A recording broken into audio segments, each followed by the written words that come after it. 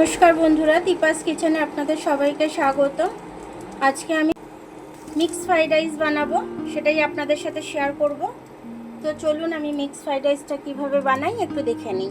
সবার আগে আমি এখানে মাংস নিয়ে নিয়েছি আর কিছুটা সয়াবিন কুচি নিয়ে নিয়েছি। তো মাংসটা আমি আর এই তেলটা দিলাম, মাংসটার সাথে আমি একটু কষে নেব। আর এখানে আমি একটু চিংড়ি মাছ নিয়ে নিয়েছি, চিংড়ি মাছটা ছাড়িয়ে বেছে রেখেছি, চিংড়ি মাছটা ভেজে নেব। চিংড়ি মাছটা ভেজে নিচ্ছি আমি। নুনটা দিয়ে দেবো আমি চিংড়ি মাছ ভাজাতে, দেবো না তাহলে আবার নুনটা বেশি বেশি হয়ে যাবে। তাই আমি নেড়ে এটাকে ভালো করে একটু ভেজে নেব। চিংড়ি মাছটা আমার ভাজা হয়ে গেছে, তুলে নিচ্ছি চিংড়ি মাছটা আমি। বিনস আর গাজর কিছু কেটে রেখেছি, এটা ভেজে নেব আমি। এটার মধ্যে একটু নুন দিয়ে দেবো আমি। বিনস আর গাজরটা আমার ভাজা হয়ে গেছে, এবার আমি এটা তুলে নিচ্ছি। তেলটা দিয়ে দিচ্ছি, গাজর আর বিনসটা তুলে নিয়েছি। এবার একটু তেল দিয়ে দিচ্ছি আমি মাংসটা ভাজার জন্য। মাংস আর পেঁয়াজটা একবারে ভেজে নেব আমি। মাংস আর সয়াবিনটা একবারে দিয়ে দিলাম আমি। স্বাদ অনুযায়ী নুনটা দিয়ে দেবো। এবার এটা ভালো করে আমি ভেজে নেবো। তারপরে আদা রসুন বাটা একটু দেবো এটার মধ্যে। আদা আর রসুনটা বেটে রেখেছি, দিয়ে দিলাম। গোলমরিচের গুঁড়োটা আমি দিয়ে দিয়েছি, মনে হয় সেই সময় ক্যামেরাটা একটু অফ হয়ে গেছিল। আপনারা অবশ্যই গোলমরিচটা দেবেন, কারণ আমার দেখানো হয়নি মনে হয়। একটু চিলি ফ্লেক্স দিয়ে দিচ্ছি আমি একটু ঝালের জন্য। ঝালের জন্য একটু চিলি, গোলমরিচ দিয়েছি আমি, তাও একটুখানি চিলি ফ্লেক্স দিয়ে দিলাম।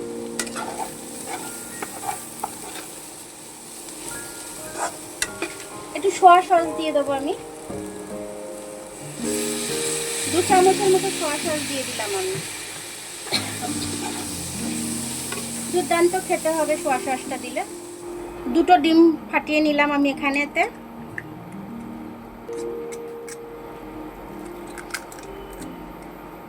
দুটো ডিম ফাটিয়ে নিয়েছি। একটু নুন দিয়ে দেবো আমি এটার মধ্যে, একটু নুন দিয়ে দিলাম।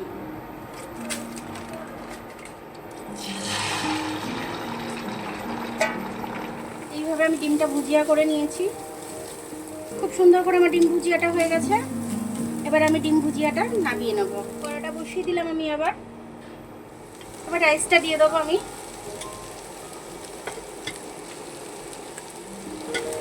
রাইসটা দিয়ে এবার সব কিছু দিয়ে আমি ভেজে তুলে নেব।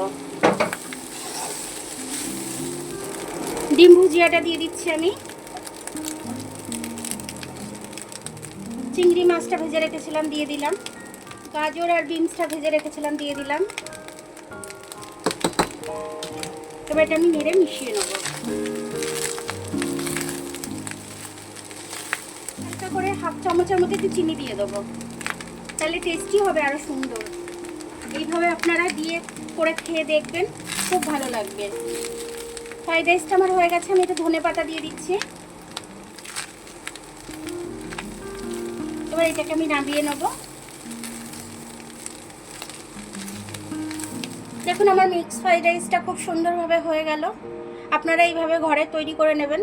তৈরি করে নিয়ে এরকমভাবে বাচ্চাদের টিফিন বক্সে দিতে পারেন, বড়দের লাঞ্চ বক্সে দিতে পারেন। অন্য কিছু আর দিতে লাগবে না, এটা দিয়েই আপনাদের তাড়াতাড়ি হয়ে যাবে। আর যদি সব কিছু ঘরে রেডি থাকে তো কোনো সমস্যাই নেই, ঘরের উপকরণ দিয়েই হয়ে যায়। আর আমাদের যখন মাংস আসে আমরা একটু একটু করে মাংস ফ্রিজে তুলেই রাখি, ফলে ফ্রিজে তোলাই থাকে, ফলে জিনিসগুলো ঘরের উপকরণ দিয়েই আপনাদের হয়ে যাবে। তা আপনারা এরকমভাবে ঘরে তৈরি করে খাবেন এবং বাচ্চাদেরকেও দেবেন, বড়দের লাঞ্চ বক্সেও আপনারা দিতে পারেন। তো আমার ভিডিওটা দেখার জন্য অনেক অনেক ধন্যবাদ। আমার ভিডিওটা যদি আপনাদের ভালো লাগে লাইক, সাবস্ক্রাইব, বেল আইকনটা একটু টিপে দেবেন। আর যদি ফেসবুক থেকে দেখেন লাইক আর ফলোটা একটু করে দেবেন। আবার কাল দেখা হবে নতুন রেসিপির সাথে। ততক্ষণ আপনারা ভালো থাকবেন, আমি আসছি।